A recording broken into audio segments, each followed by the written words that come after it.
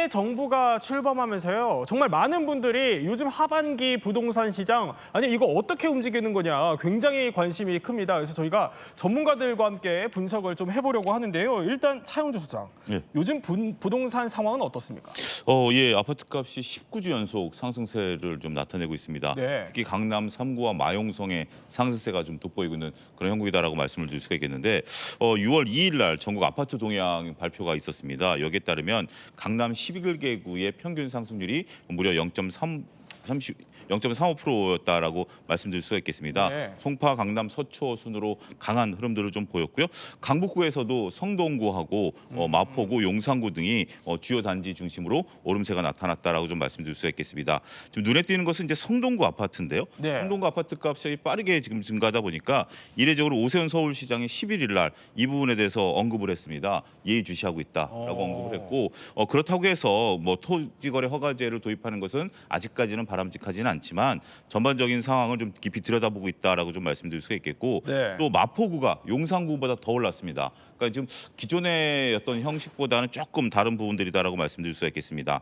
또 한 가지는 전체적으로 봤을 때 서울 지역의 주택 평균 거래 가격이 10억 398만 원으로 10억을 돌파하는 기염을 토했는데요. 진짜요? 특히 이제 아파트 예. 중심으로 이게 여전히 상승 흐름들이 좀 나타나고 있습니다.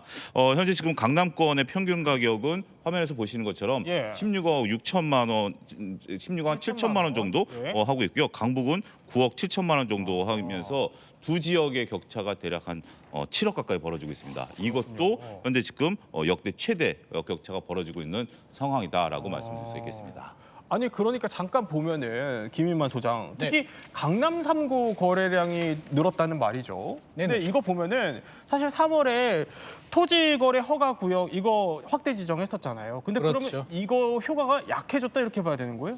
제가 볼 때는 한 달 정도 간 것 같습니다. 3월 24일에 토지거래 허가구역 강남 3구, 용산구 확대 지정을 하고 거래량을 보게 되면 3월에 이제 2월에 풀고 3월에 절정을 이루었을 때 서울 네. 아파트 거래량이 10,000건이 넘었거든요. 5년 만에 최고 기록을 했는데 확대 지정 3월 24일하고 4월 거래량이 5,300건 정도, 한 반토막 정도 났는데 네. 사실 5,300건 또 적은 건 아니고요. 작년 9월부터 올해 1월까지 평균으로 따지면 한 3,000건 정도밖에 되지 않습니다. 그러니까 5,000건도 많지만 네. 안건보다는 좀 줄어들었으니까 시장에서는 그러면 5월 되면 한 4,000건대? 더 줄지 않을까? 더 줄지 않을까 생각했는데 지금 그렇지가 않습니다. 아직 집계가 끝나지 않았고요. 집계 기간이 계약하고 30일이니까 6월 30일까지 기다려야 5월 통계가 나오는데 아직 시간이 남아 있잖아요. 예. 벌써 6,000건이 넘었습니다.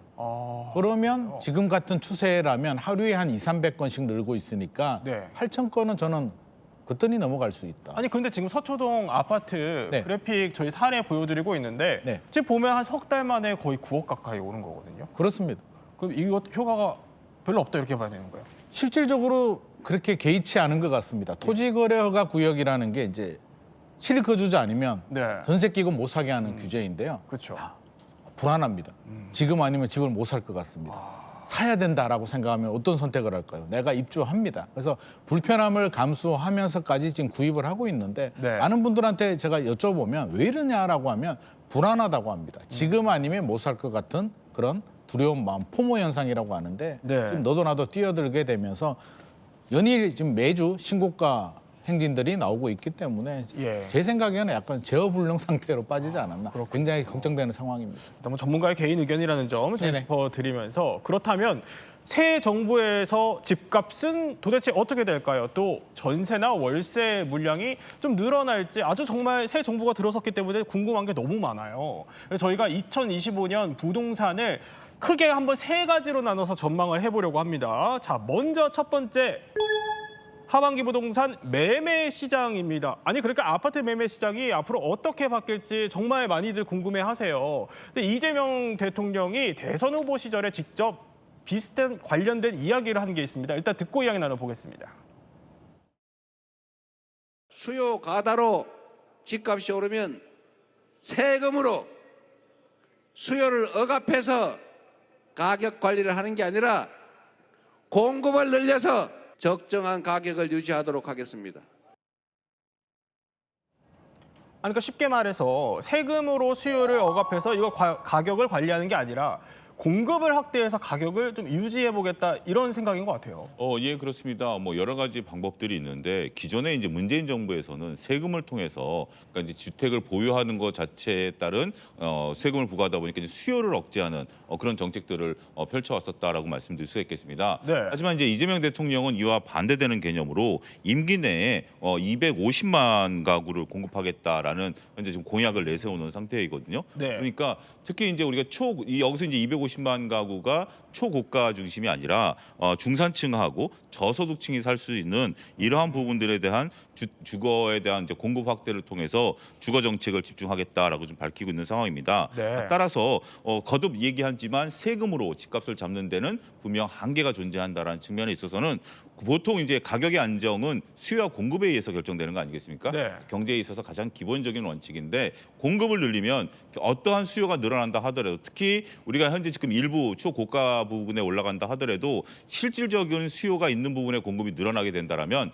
전반적인 집값을 안정시킬 수 있지 않겠는가? 이게 네. 현재 이재명 대통령의 생각이 아니겠나 이렇게 말씀드릴 수 있겠습니다. 그러니까 후보 시절의 공약이고 아직 부동산 대책은 구체적으로 나오지는 않았지만 아니 한문도 교수 그렇다면 네네. 과연 세금 규제 없는 공급만으로 집값이 잡힐 수 있을까? 근데 아까 설명해 주신 걸로는 그러니까 토어제도 이거 강남 집값 잘 못 잡고 있다 이렇게 설명을 해주셨거든요. 예, 앞서 말씀 주신 분들 맞는 내용이고요. 시장에서 펼쳐지고 있고 일단 이 대선 공약 때 나온 워딩을 우리가 잘 파악할 게 예.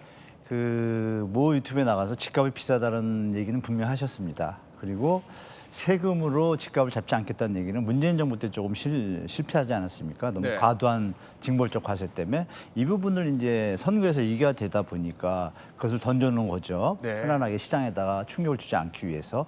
중요한 것은 이제 1년 뒤를 우리가 좀 예측해 봐야 될 것 같습니다. 평소에 하던 말씀 중에 보유세를 늘리고 OECD 수준에 그리고 거래세를 낮춰서 서민들이 집을 마련하게 좀 유리하게 해줘야 된다 이런 표현을 한 적이 있어요. 네. 그러니까 우리가 이걸 두 개 같이 보셔야 되지 거기다 말씀 주신 대로 공급이 늘어나면 당연히 가격은 조정을 받지 않습니까? 수요 공급 이론에 의해서. 그렇죠. 그 두 가지를 지금은 이제 정치적인 개념의 어떤 지금 상황들이 너무 많이 펼쳐지다 보니까 예. 이걸 우선 정리하고 제가 볼 때 한 50일이나 100일 뒤에 그리고 아시는 것처럼 재건축 초과 이익 환수제도 진성준이죠. 그 정책본부장이 네. 선거 때 1년 동안 보겠다 그랬어요. 그러니까 1년 뒤 정도의 어떤 색깔이 좀 변할 수도 있다는 걸 우리 시청자분들이 좀 예측하시고 네. 일단은 세금에선 자유롭다라는 것은 완벽한 것은 아니다라고 좀 인지를 하시고 대처하시는 게 좀 좋을 것 같습니다. 어떻게 좀 들으셔요?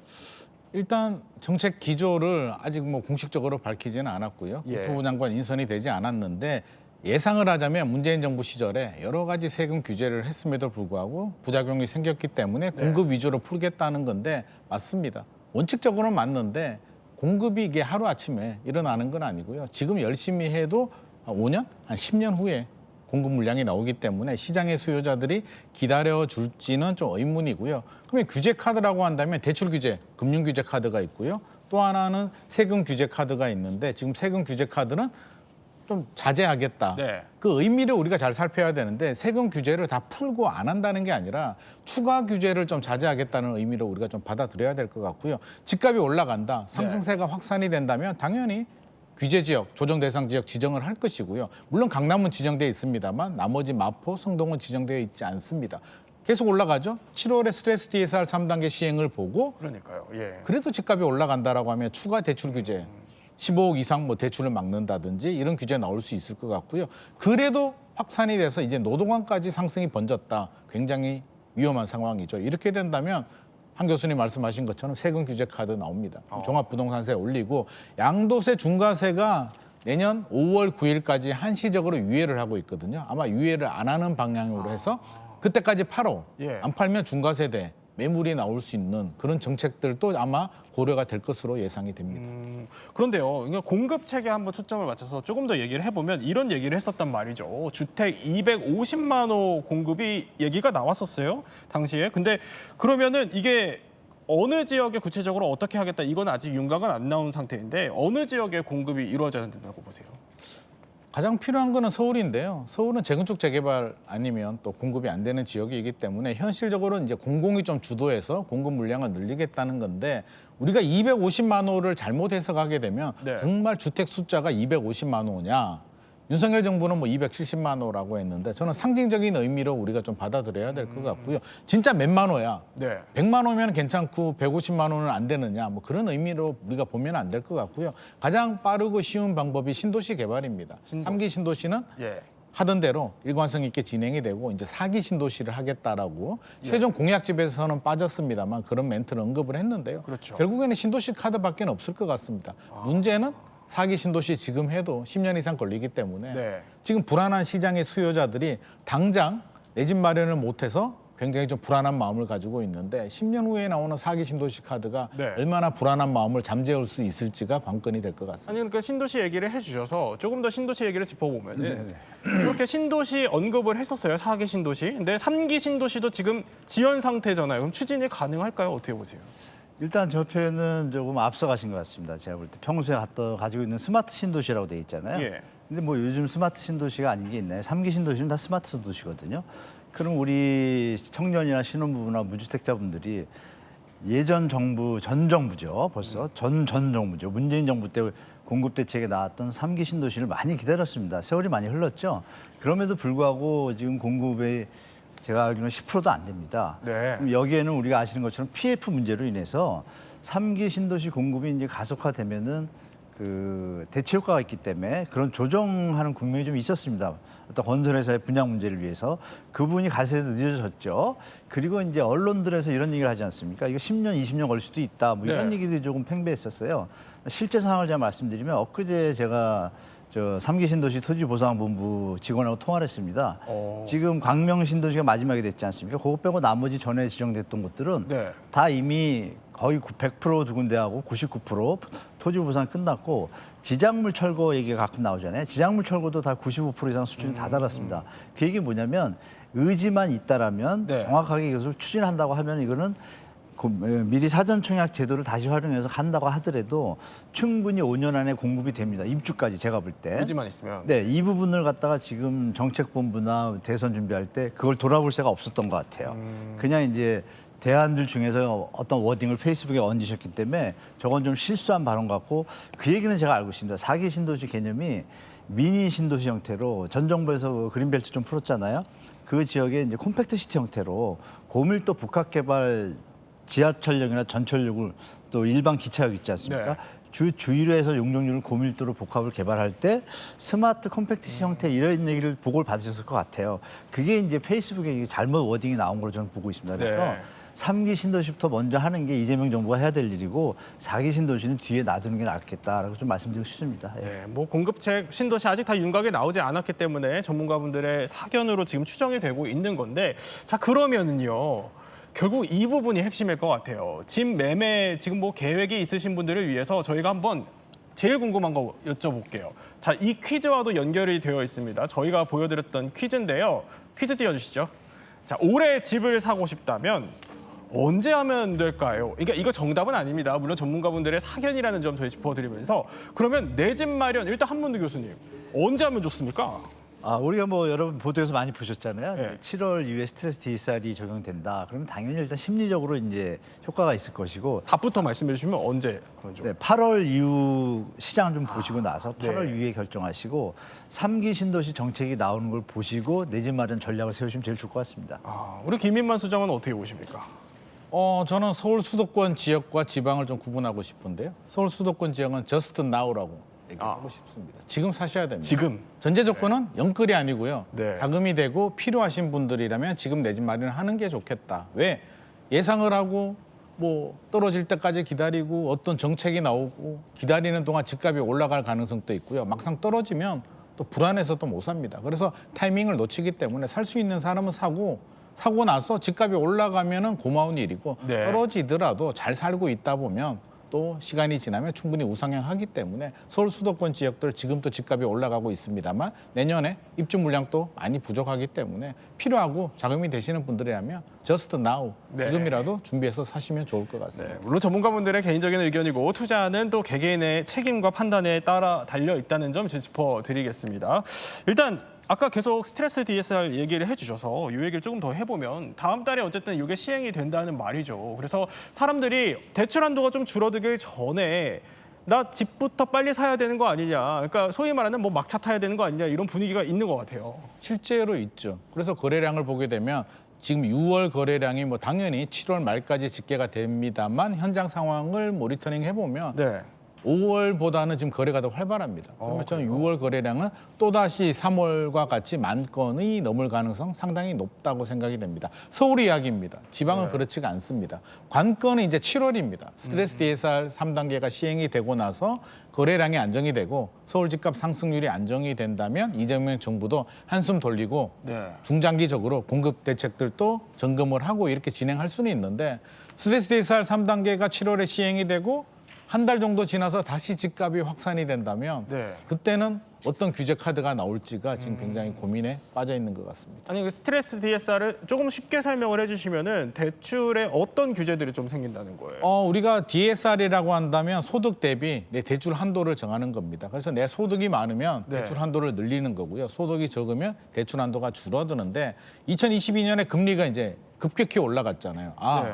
소득만 가지고는 안 되겠다. 미리 미래 변동 가능성이 있는 금리를 스트레스 금리를 적용을 해서 한도를 미리 좀 더 줄이는 정책입니다. 1단계, 2단계, 3단계가 시행이 되는데요. 작년 2단계, 9월에 아마 2단계가 시행이 됐고 네. 올 7월에 3단계가 시행이 되면 2단계보다 연봉 1억 정도 되시는 분들은 변동형 대출을 받을 때 2, 3천만 원 정도 대출 한도가 더 줄어듭니다. 그러니까 줄어들기 전에 미리 대출을 받자라고 해서 6월에 거래량이 많이 늘어났고요. 7월에 시행되고 나면 네. 시장에서 어떤 반응을 보일지가 지금 가장 관건이 될 것 같습니다. 시장의 반응도 관건이지만 사실 정부 바뀌고 뭐 이렇게 대출 규제가 강화되니까 이렇게 매매가 계속 분위기가 고조되면서 좀 상대적인 박탈감이라 해야 될까요? 그런 걸 느끼시는 분들도 적지 않은 것 같아요. 지금 그게 문제죠. 불안감이 문제라고 했잖아요. 그러면 강남 집값만 올라가면 솔직히 우리하고 네. 그 수십억 하는 집이 무슨 상관이 있겠습니까? 그렇죠. 연예인이 집 사는 거하고 같은 개념이기 때문에 네. 무시할 수가 있는데 우리가 걱정되는 거는 강 건너 강남 불길이 언제 우리 집 근처로 오느냐가 굉장히 불안한 마음이고요. 과거 사례를 보게 되면 결국 강남 집값 올라가게 되면 마용성 집값, 강북, 수도권으로 확산이 됐기 때문에 이번에도 그런 부분은 많이 걱정을 하시는 것 같고요. 다주택자들이 집을 사는 게 아니라 실수요자들이 지금 갈아타거나 한 채를 사고 있기 때문에 네. 결국에는 이 불안한 마음 저는 그대로 내버려 두게 되면 지금 서울 외곽 수도권 지역으로 확산될 가능성이 더 높지 않나 예상을 하고 있습니다. 매매자의 입장에서 그러면 이제 전문가의 개인적인 사견으로 만약에 지역을 선택해야 한다면은 좀 주목해볼 만한 지역이 따로 있을까요? 자금이 된다면요 당연히 한강변이 더 좋은 곳을 사면 좋겠습니다만 네. 사실 신고가 계속 나오고 있거든요. 그래서 저는 역설적으로 돈이 많은 분들이야 네. 좋은 데 사면은 결국에는 올라가겠으나 우리가 일반적으로 서민들은 그렇지가 않잖아요. 제한된 자금 범위 내에서 최선의 선택을 해야 되기 때문에 한강벨트를 제외한 나머지 지역들은 아직 2021년 고점 가격 대비 80% 수준에 머물러 있는 곳들이 많이 있습니다. 그래서 너무 신고가 나오는 비싼 집들 쳐다보지 마시고 내 자금에 맞춰서 고점 대비 한 80% 머물러 있는 곳들을 사셔서 잘 살고 있다면 결국에는 또 가격은 올라갈 가능성이 높기 때문에 너무 무리한 투자는 하지 않으시면 좋을 것 같습니다. 우리 한문도 교수님이 보시는 지역은 또 있습니까? 지금 어떻게 보면 투자라고 얘기하지만 투기 붐이 이른 상태잖아요, 솔직히. 다들 주택 가격이 비정상적이고 비싸다는 얘기는 계속 다 해왔고 예. 그럼에도 불구하고 수요가 존재하다 보니까 지금 이런 일이 벌어지고 있잖아요. 그리고 또 정책의 부재도 또 한몫을 했고 그러니까 저는 이제 우리 시청자분들한테 드릴 말씀은 우리가 기본으로 배우는 게 이제 일자리가 많아지면 고용이 늘어나고 고용이 늘어나면 주택이 필요하지 않습니까? 네. 기본이에요. 거기다 이제 교통이 또 뚫리게 되면 또 편하다 보니까 효용 가치가 높아지게 되죠. 그래서 이런 일반적인 원론이지만 아주 원칙적인 이론에 입각하셔서 주택을 마련하는 것이 좋지 지금의 어떤 이 상승 분위기에 우리가 영끌하셨을 때 그 집을 사신 분들을 생각하셔야 됩니다. 2021년도에 사신 분들 5년 동안 지금 고생하고 이제 회복된 거거든요. 네. 5년 동안 이자 부담하시면서 이런 부분도 한번 생각해 보시고 무리해서 쫓아가는 형태보다는 이렇게 좀 원칙에 좀 입각하셔가지고 아까 김희만 소장님 말씀하신 것처럼 능력이 될 때는 가지만 무리하지 마시라라고 좀 말씀드리겠습니다. 네, 하나만 더 짚어보면은 매매 얘기 하나만 더 해보면 뭐 이런 얘기가 있어요. 강남에 똘똘한 한 채를 선호한다 이런 분위기가 어떻게 보면은 적절한 말은 아니겠지만 소위 뭐 대세가 됐다 이런 얘기들도 있고요. 이게 맞다고 보십니까? 지금 트렌드는 그렇습니다. 우리가 맞다 안 맞다를 이야기하기 앞서서 시장에서 그렇게 받아들이고 있는 거고요. 일단 세제적으로 보더라도 주택을 많이 가지게 되면 취득세만 해도 3주택 이상이면 규제 지역에 12% 취득세 중과세가 적용되기 때문에 네. 요즘 한 채만 가지는 게 트렌드인데 이유를 좀 살펴보게 되면 저성장 장기 침체 또 지방 침체가 이어지고 있기 때문에 불안한 마음에 보다 확실한 안전한 지역 강남을 선호하게 되고요. 서울을 선호한다는 거죠. 네. 최근에 또 상가, 꼬마 빌딩, 비아파트 시장이 상당히 어렵습니다. 그러다 보니까 또 아파트 선호 사상이 커지게 되고 입주 물량 부족하고 금리 인하까지 기조가 겹치게 되면서 결국에는 똘똘한 지역, 똘똘한 한 채, 안전 자산으로 눈을 돌리고 있습니다. 역설적으로 보면 경기가 안 좋고 저성장 국면으로 들어갔기 때문에 보다 확실한 선택을 하겠다라는 불안 심리가 표출이 되고 있는 것 같습니다. 네, 두 번째 그러면 2025년 하반기 부동산 시장 어떻게 될지 두 번째 이야기 한번 살펴보겠습니다. 자, 무슨 얘기냐면요. 재건축 바로 재개발 얘기입니다. 이재명 대통령이요. 20대 대선 때부터 사실 재건축 재개발 관련 공약을 내세워 왔습니다. 한번 들어보겠습니다. 결국은 재건축 재개발 같은 도시 재정비 정비 사업에서 용적률 청수 규제를 좀 완화해 주는 게 필요하겠죠. 3기 신도시도 거의 다 뭐 그린벨트 회제를 통해서 한 것이니까요. 좀 필요하면 해야 될 일이고요. 아니, 차영주 소장, 그럼 요즘 서울 재건축 단지들 몸값은 어때요? 전반적으로 조금 꿈틀꿈틀대고 있다라고 말씀을 좀 드릴 수 있겠습니다. 10일 이제 현지 부동산 업소에 따르면 네. 서울 양천구에 있는 A 전용 면적 98제곱미터에 호가가 25억 5천만 원까지 올라갔습니다. 기존 4일 날 24억 5천만 원이니까 한 1억 정도 올라갔으니까 전반적으로 재건축에 대한 얘기가 나오면서 목동 지역이 꿈틀대고 있다라고 말씀드릴 수가 있겠고 네. 영등포 B단지 118제곱미터 같은 경우도 호가가 30억 5천만 원인데 이거는 4일보다 무려 5억 원이나 올라가는 그런 기염을 그래요? 토했다라고 말씀드릴 예. 수 있겠습니다. 강남구 C단지도 125제곱미터도 호가가 1억 높은 42억, 송파구 D단지 같은 경우도 82제곱미터가 호가가 32억으로 기존보다 약 3억 정도 올라가면서 전반적으로 좀 꿈틀대고 있는데요. 이러한 부분들은 이재명 대통령이 이제 공약에 들어간 내용들 때문에 그렇습니다. 네. 전반적으로 보면 재건축, 재개발에 대한 용적률을 상향시키고 네. 신속 인허가 제도를 도입하겠다. 그리고 부담금을 완화하고 도시분쟁 조정위원회 기능을 확대하겠다라는 공약 발표가 있었기 때문에 이러한 영향으로 우리가 이제 재건축 단지들의 집값이 좀 꿈틀대고 있는 것이 아니겠나 이런 분석들이 나오고 있습니다. 아니, 그러면은 뭐 부담금을 좀 줄이고 용적률 높이고 뭐 이러면 재건축 재개발 좀 활성화가 될까요? 이론적으로는 충분히 가능합니다. 조합원들이 사업성을 따지려면 이제 두 가지를 봐야 되는데 예. 분담금과 부담금은 좀 차이가 있습니다. 우리가 분담금이라고 한다면 사업을 함에 있어서 두꺼봐 헌집 줄게 새집 다오 단 저렴하게 공짜처럼 이게 조합원들 마음이기 때문에 분담금은 돈을 최대한 적게 내는 거, 공사비를 적게 내는 게 분담금이고요. 네. 부담금은 세금입니다. 초과이익 환수 같이 야 개발 이익이 많으니까 내가 세금 부과할래라는 게 부담금입니다.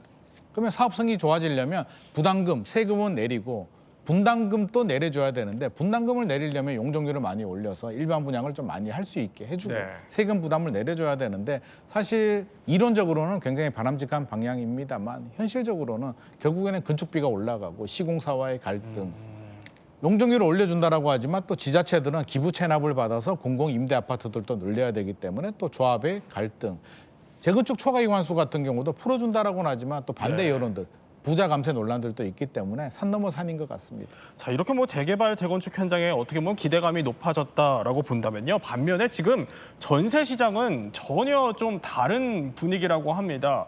하반기 부동산 전세 월세 시장은 어떻게 될까요? 일단 전세 상황이 어떻길래 그렇죠? 예, 그렇습니다. 아무래도 전세 사기 대란 이후에 전세 시장 같은 경우는 네. 우리가 조금 많이 줄어들었다라고 말씀드릴 수 있겠고 오히려 월세 시장이 현재 지금 더 활성화되고 있다라고 말씀드릴 수 있겠습니다. 네. 6일 이제 KB 부동산 집계에 따르면 서울 지역 아파트 월세 지수가 124.8로 동월 대비해서 10%나 무려 상승한 그런 모습들이었습니다. 그러면서 전체 임차인 중에 약 60%가 10명 중 6명이 월세로 좀 전환되어 있다. 이렇게 설명을 드릴 수가 있겠습니다. 아, 그렇군요. 그러면 이렇게 전세가 사실 부족한 상황인데 아니 설상가상으로 내일부터 전세 대출이 조금 더 까다로워진다 이런 얘기가 있어요. 네, 맞습니다. 이 기존에는 이제 우리가 공시가격에 대해서 이제 보증금에 임대보증금의 80% 수준에서 100%를 보증해 줬어요. 네. 허브에서. 이걸 이제 말씀 주신 것처럼 이제 80에서 100% 적용하던 걸 90%로 10% 낮췄습니다. 10%, 예. 10%인데 이게 금액의 차이가 어떻게 되냐면 우리가 3억짜리 집을 계산하시면 3억에 그 100%에서 80%면은 2억 4천 정도가 나오잖아요. 거기에 100%니까 2억 4천 그대로 나옵니다. 이거를 10% 줄이면은 2억 1,600이 대출이 돼요. 그럼 나머지 10%는 누가 부담을 하냐? 은행이 그 리스크를 받아들이는 거로 해서 대출을 해야 됩니다. 그 은행 입장에서는 대출 심사가 약간 까다로울 수밖에 없게 되겠죠. 그러면 대출 액수는 줄고 네. 은행 심사는 까다로워진다는 얘기는 전세 시장에서 전세 유동성이 그만큼 준다는 얘기죠. 그래서 아주 미미하지만 전세 가격에 하방 요인을 제공하고 있다. 그래서 대출도 좀 깐깐해지겠다라는 것을 예측하시고 시장에 대처하시면 좋을 것 같습니다. 아니 그러면 결국 뭐 월세가 답이다 이렇게 봐야 되는 겁니까? 우리 서민들 입장에서는 월세가 굉장히 부담스럽죠. 네. 은행 대출이자 내는 것보다 부담스럽기 때문에 답이라고 해서 월세로 가야 된다라고 제가 말씀을 못 드릴 것 같고요. 피치 못한다면 월세로 가시되 전세의 안정성만 보장이 된다면 전세 대출을 받더라도 전세를 가시는 게 좋을 것 같고요. 그게 힘들다면 반전세가 있죠. 일정 부분 보증금을 올리고 월세를 일정 부분 지불하는 반전세로 가서 그나마 올해가 입주 물량이 좀 많습니다. 내년에는 입주 물량이 줄어들고 전세 가격 올라갈 가능성도 있으니까 올해 전세 계약 하시는 게 좋을 것 같고요. 전세, 반전세, 월세 거주하더라도 우리는 반드시 내 집 마련을 해야 되기 때문에 좋은 청약 물량 나온다면 적극적으로 청약 도전하시는 게 좋을 것 같습니다. 네, 지금까지 이렇게 2025년 하반기 부동산 전망에 대해서 한번 전문가분들과 짚어봤습니다. 자, 아직까지는 뭐 전문가분들의 사견이고 앞으로 더 대책이 구체적으로 나올 거라는 점 저희 짚어드리겠습니다.